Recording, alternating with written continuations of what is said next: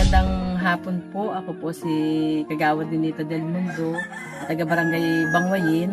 Dito po sa Barangay Bangwayin nang dumating ako ay may kalsada na at rough road po ito. At ito po ay dating napakahirap po namin para magluwas po na sa bayan ng mga produkto namin. Pero po nung ito naipaayos, medyo guminhawa na po kami hanggang sa magkaroon po ng kapitanawin dito sa Barangay Bangwayin. Hindi po totoo na dahil po sa kapitanawin kaya kami ay nagkaroon ng konkretong kalsada.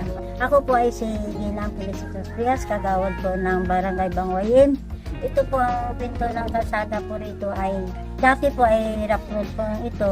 Wala pa yung barangay ang tanawin po. Hindi po dahil sa tanawin po sa katihan po ay nagkaroon ng kalsada. Bago po yun yung may kalsada na po, bago ginawa po yun. Dahil dati po ay kapitan yung asawa ko, ay silaan po ay nagumana po ng paraan para ikakalsada po ito yung kalsada po dito.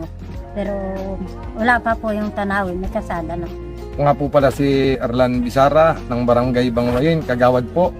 Yung inabalita po ni De Los Santos na fake news po yun. Dati na pong karsada ito kahit wala pa po yung kapitanawin. Pulang lupa po, rough road po yan. Kumbaga pinasimento lang po yan. Pero hindi naman po para dun sa kapitanawin. Talagang para rin po sa amin, sa mamamayan ng Bangwayin. At nang hindi po kami nahihirapan pa ba yan. Mga peki lang po yung sinasabi ni De Los Santos na puro panira lang po siya eh. Wala naman siyang natutulong dito sa amin ay. Mas maganda nga po ito naging karsada, at least hindi po nahihirapan pati yung mga tao saka yung mga produktong dinadala namin sa bayan. Yun lamang po at maraming salamat.